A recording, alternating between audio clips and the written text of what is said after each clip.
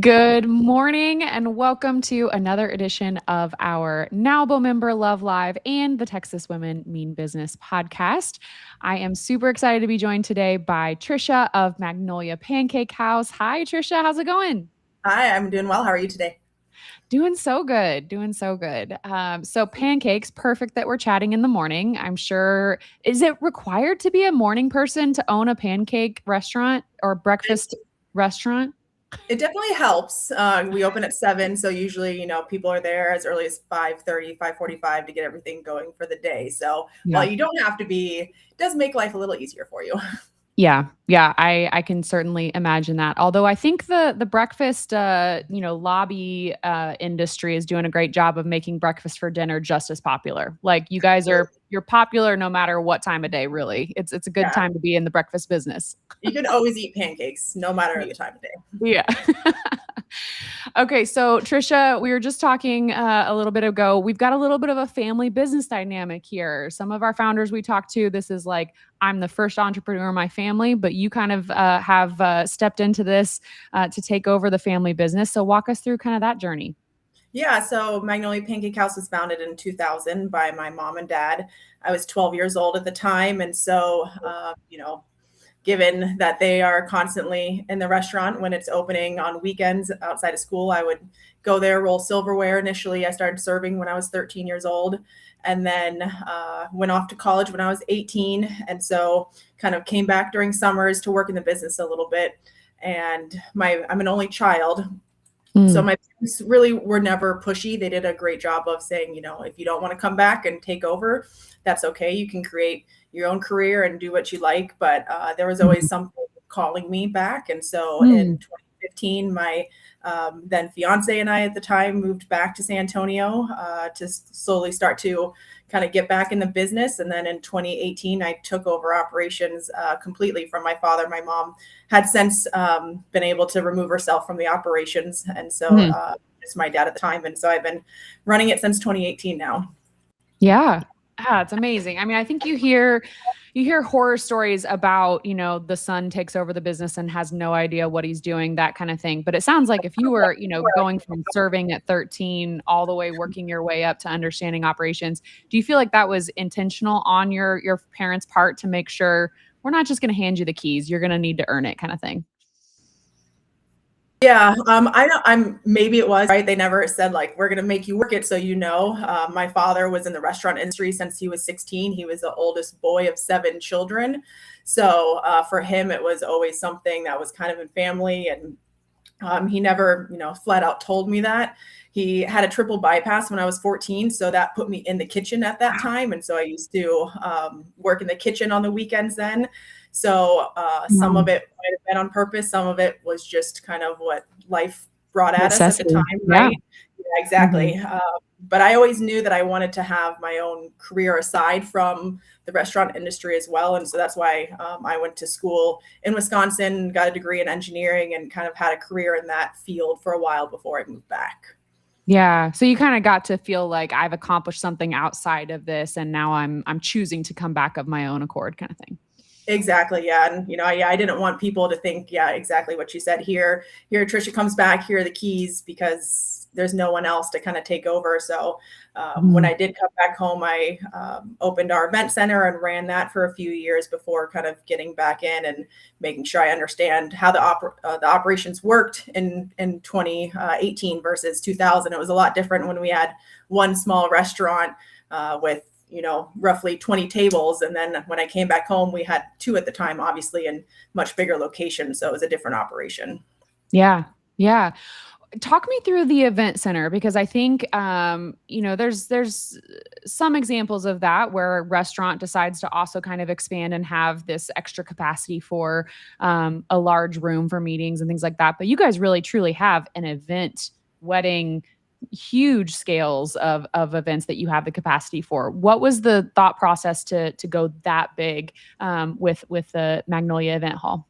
Yeah, so it's pretty simple. I got engaged and I always wanted to get married behind the restaurant there at Heebner because we were really lucky with the Ah, property. We have two 300-year-old oak trees and it's just a really nice setting. And so I told my dad, I'm like, let's have the wedding there.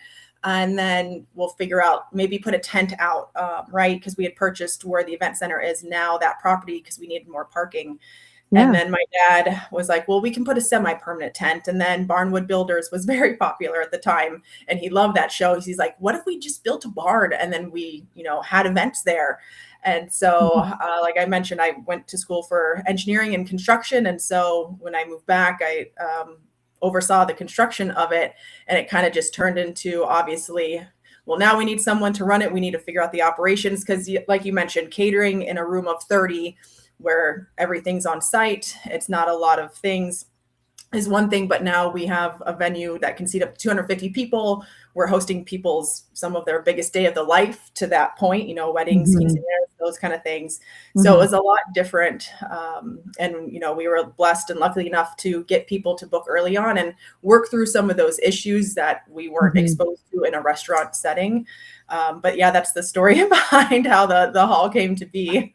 That's too funny. That definitely escalated quickly from a simple tent and, backyard wedding. So I love it. Yeah, it did. Yeah, it did. But it all happened for a reason, I say, and it'll be 10 years and 2 months that it's been open. So wow. Yeah, it's gone by very fast, but it's been a great addition to our business. Well, even for NAWBO, I know we moved our monthly and now quarterly meetings there, not too long ago. And it really has been a terrific experience. We always get compliments on the food. We get compliments on parking. San Antonio loves a place with good parking. That is such a huge thing. Especially when it's 105 outside in the summer. Like, you don't want to be walking blocks to get to where you need to go. Yeah. And I'm sure most of our members are like me, where it's like, I've got a 2-minute window to find parking and get in the door to be on time to this event. I don't have 10, 20, 15, minutes to be able to be circling and trying to find something. So it's definitely a huge stress relief to have that space. So, I think there's also kind of a common, common idea that you should work in everyone should work in a restaurant or have the experience of being a server at some point in their life as kind of a general good life lesson. Why do you think that is, that people feel so strongly about that position or role?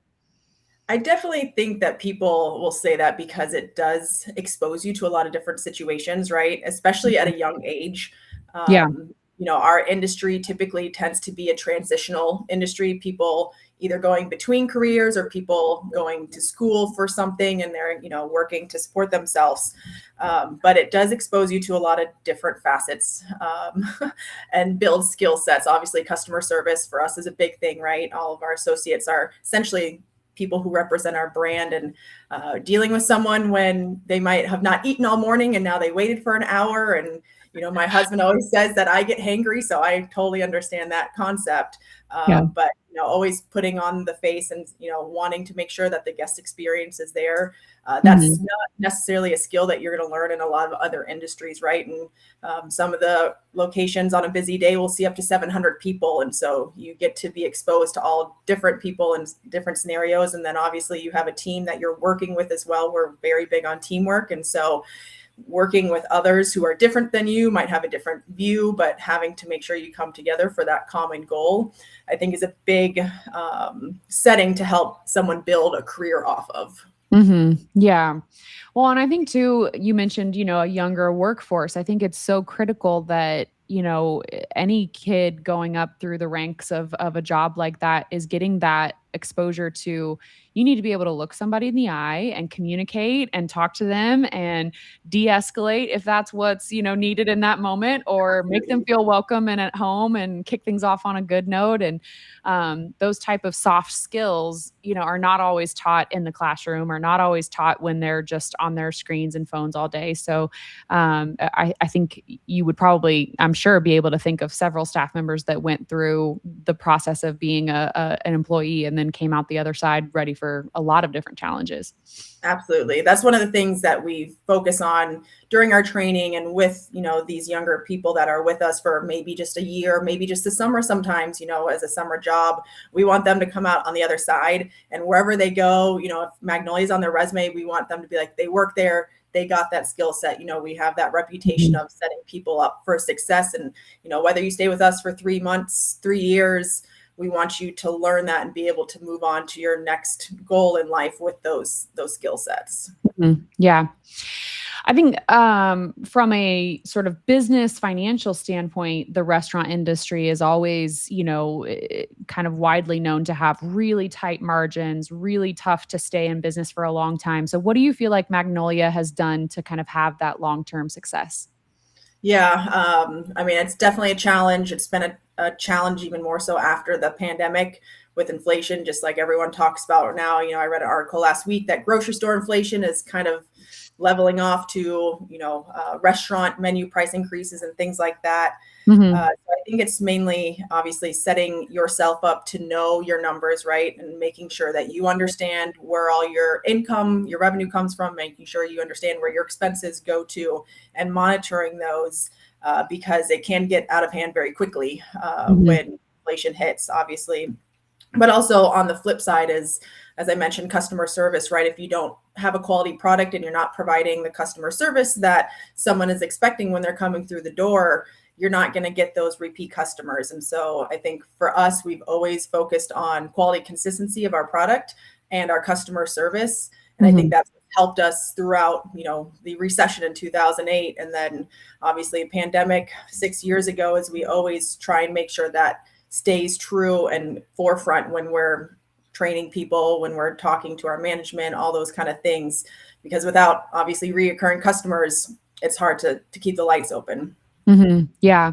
I will say too, and you're not paying me to say this, but when I've gone to Magnolia, I have always felt like the operations and the experience, you feel like you're at a bigger restaurant brand than what you are. Like you guys have things like the call or the get on the wait list, know how long until, you're at the front of the line to be able to go in. Cause you guys rightfully so will have, a busy time frame during like Sunday mornings and stuff like that. But that's something you would think about like Cracker Barrel having, but not always your local, small town restaurant. So the fact that you guys have that experience, the smoothness and the consistency of a national brand, but yet I love knowing that I'm going to a restaurant that's locally owned and operated, is such a unique combo, I think, that you guys have been able to achieve. Well, yeah, I really appreciate that. I mean, we focus a lot on, like I mentioned, the guest experience, our quality consistency, our team members, to try and make sure that we are doing the things that we need to do on a daily basis, right? To ensure that, like you mentioned, from your side, you could walk in and sometimes we could do a better job of telling our story, but people assume that, we have all these people above us that are kind of helping us run the operations that way. And so we've Mhm. really focused on being able to keep up with the times, right, but still maintain that, mom and pop grandmas, you come in, you feel like you're at grandma's house Yeah. feeling. Yeah. Yeah. 100%. So you've done a great job of obviously kind of taking things, inheriting what you inherited, but also figuring out how do we pivot, how do we grow and evolve. What do you feel like is next for Magnolia Pancake House? That's a great question. And I'm always looking to kind of see where we go, whether it is a physical expansion, a fourth location. Obviously, people are always like, it's always so busy. Why don't you open another location? And it took us 12 years to get to a second one and another 8 years to open a third. So I always tell people to be patient. We grow at a very slow pace because, again, we do value our quality and consistency. And every time Mhm. establish a new location, a new arm of communication as well, things can get mixed. And so we want Yeah. to make sure that if you come to our Northwoods location and you get a jambalaya omelet, if you go to a Cibolo a month later, it's the same, or you come a year later, it's the same product. And so that's always been a big focus for us. So Yeah. the physical growth is one thing that we are always looking at, just kind of the right moment and feel. Mhm. But we are obviously looking to still continue to expand our brand with certain things. We are looking at maybe working with some smaller markets to sell some of our house-made products that we do. So Mm. 94% of what we do is made in-house. We make our Mhm. own banana bread, our own granola, our own raisin bread. So maybe trying to work with other local businesses in the area to have our products being sold outside of our footprint. Mhm. Gotcha. Yeah, that's amazing. I think that's all really exciting stuff, and obviously a lot of behind the scenes work and effort to get to the point where you've even been able to consider some of these big moves. So Yeah, congratulations to you guys on that. appreciate it. So how did you come to kind of find out about NAWBO? Is that something that entered your kind of sphere just as we were looking at venues, or was it, hey, I've always heard about it? Walk me through kind of how you came to join the organization. Yeah, so I'd heard about it a few years ago. Obviously, knew a few ladies that were in it, Mhm. and for me, it was one of those like I already am wearing so many hats and going so many things. I'm not going to have time to do another thing, Yeah. as most women feel, right? And then I had gone to a NAWBO event last year when I know you guys were kind of looking at moving venues, and obviously we were blessed and lucky enough for you guys to come join with us. And I was like, okay, I really need to join now. There's no excuse not to, obviously. And I Yeah. knew it was a great organization. It was just one of those like, I feel like I need to have the moment right thing. When the moment's never right, you just have to kind of jump in and see what you can do moving forward. So Mhm. Yeah. I guess the real question is, if you are attending a NOWBO event at your venue, are you able to actually enjoy the event, or are you looking around the whole time like, "Why aren't they doing that? Why aren't they doing that? I need to be da da da da da." Like, there's so many things you see and you're yeah, noticing that nobody else is noticing. it's hard to shut that part of your brain off. Yeah. That's why they always say like don't have meetings at your own place because you'll always be wanting to go and do things. But I have a Yeah. great team that handles our events, and so I am able to sit down, listen, try to shut that part off. Yeah. There might be some like feedback later on, like, hey, just make sure next time this or that. But the team Yeah. does a great job of handling the event, so I can try to get the information and actually retain it. Yeah, absolutely. So I know like our restaurant association here in San Antonio is a really strong, active organization, and obviously tourism, hospitality is huge for us in the Alamo City. That we have I'm sure a large cohort of people willing to network and have kind of that camaraderie in that industry. But one of the things that I think makes NAWBO unique is it's all different industries. So have you seen that kind of has changed the dynamic of what you maybe get out of the membership to be part of one where it's not just restaurant owners? Absolutely, yeah. I mean, I was just at a meeting the other day, and the speaker, was like, "Look for the color red in the room." So we all look for it, right? And he's like, "Why didn't you look for green?" And we're like, "Because you told us to look for red."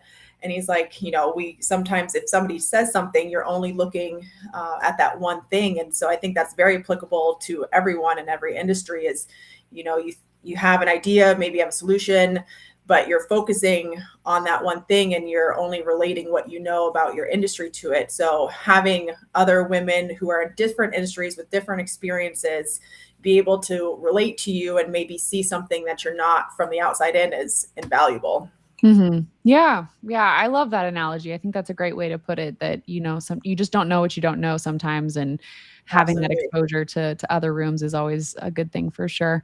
Yeah. Has there been a particular aspect of your NAWBO membership or experience, an event, things like that, that you really kind of have, what's been the most, I guess, impactful thing so far for you? Yeah, I mean, I've been to a few of the meetings. I haven't been able to get to kind of more of them, but I think it's just being able to attend the meetings. And for me, I was never a big networker. I didn't like to go out and schmooze and do all that kind of stuff. But as I've Yeah. gotten older, I've realized, what, even though it's not necessarily awkward, right? It's a great to go and meet people and expose yourself and learn about other industries. So I do enjoy going to the meetings and having that time to speak to other women, learn about what they do in their past, and what they're passionate about. Because a lot of times things overlap, right? And Mhm. you're able to kind of relate to someone that you didn't realize that you could. Right. Yeah. Yeah. I can totally understand that for sure. What advice, because I think one of the other great parts with NAWBO is you've got women that have achieved it running multi-million dollar businesses. And then you've got, I'm barely trying to decide if I should leave my corporate job and maybe go out and do this thing. So for you, if a woman's gonna come to you and say, I really want to open my own restaurant, or I'm thinking about, a coffee shop or anything in that kind of food and beverage hospitality world, what advice would you give to that woman that's kind of on the fence and thinking about starting something? Yeah, I mean, I'd say, like I kind of mentioned before, there's never like a perfect time. If someone's always like, I'm just gonna wait for the right time. I told my parents that before I had our daughter. I was like, I need to wait till it's good timing, and they're like, it's never going to happen. You just let it happen when it does. Right. Yeah. So I'd say, that kind of mindset of I need it to happen. I need to go to my plan as well.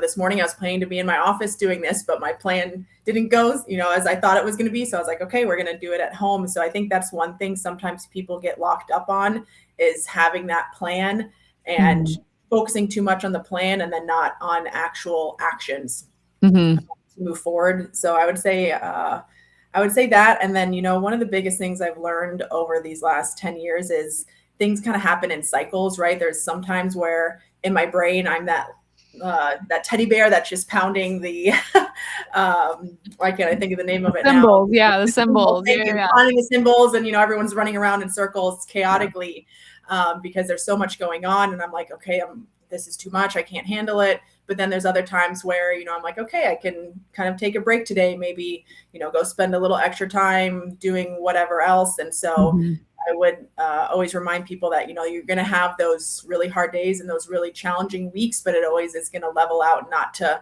give up in those hard times, because initially it's going to be hard. Well, and it's such a good point that you make too, that I think there's a certain level of maturity in your business to get to the point where when you have those, not even slower times, but just moments of like a different season of calm or of maybe slower growth, maybe you're, in crazy trajectory growth mode for a bit, and then it kind of levels out. There's always, I think the first time you go through that, the first instinct is to panic. And then to your point, once you've been through a cycle or two, you realize, I recognize this for what it is. It's going to be okay. There's no need to press the panic button quite yet. Absolutely. Yeah. So you mentioned your daughter. Are your family wise? Are you also, going to kind of think through for her, when's the right moment to get her involved in the business? Is she flipping pancakes already? How is that third generation coming along? So my daughter just turned 5 last month. So she still is she likes coming to mommy's work. She's doing the bookkeeping, I'm sure, at this point. Yes, absolutely. Yeah. She likes, we call it, she's the face a little bit, right? So I've thought about it. She's been in the restaurant. I remember there was one time I had to drop my husband off at an appointment when she was about 6 months old. And I was like, oh, I'm going to go to the restaurant just down the street. And I had her in the little carrier, and they had gotten a little busy. So I'm on the line trying to help, tray up food, and she just holding the tray because she's right in front of me. And I was like, perfect, we're getting her started, nice and young. But, obviously being a woman and owning your own business and being an entrepreneur is such a powerful thing. And, I talk to her a lot because my husband works for Caterpillar, and he's an engineer as well. But I say mommy is her own boss, because sometimes he'll mention he can't be late for a meeting because of his boss. And so she's kind of getting this, well, mommy doesn't, have to answer to anyone, or mommy gets to do certain things because she runs her own company. So I do think it's a cool thing to be able to have my daughter experience what it means to run your own business and be a woman and be an entrepreneur, because it is a challenging thing all the time, but it's an amazing thing as well. Yeah. Well, and restaurant industry can be such tough hours. It can be a grind. And so the fact that she's seeing you work so hard, for something that your family has built is such a valuable lesson. So I think that's pretty incredible. Yeah. It's one of those things where, you can't put a value on the experience that you guys have together, going through it. So. Yeah. Yeah. Well, my dad was a farmer, so I wish I would have had an indoor AC, job, flipping pancakes would have felt like a vacation compared to picking up rocks in the field and, helping out with that kind of stuff. But, I can imagine. But we all have our cross to bear. Exactly. Yep. It made you who you are today, right? Yeah. Well, awesome, Tricia. So if anybody is curious to find out more about Magnolia Pancake Haus or the event hall, tell us kind of where they can go to find out more about that. Yeah. So each location, magnoliapancakehaus.com, has its own website. Magnolia Hall, HALLE.com, has its own website as well. We are on the all the social medias, Facebook, Instagram, TikTok as well. And I would just give a plug. Upcoming in September on National Pancake Day, we have our 7th annual pancake eating competition. Oh, so it's a lot of fun. We've had all different types of winners. I think last year they won in about 2 minutes, and 30 something seconds, but essentially like 6 pancakes about this big and how fast you can eat them, right? So it's pretty fun to watch, but we work with a local nonprofit.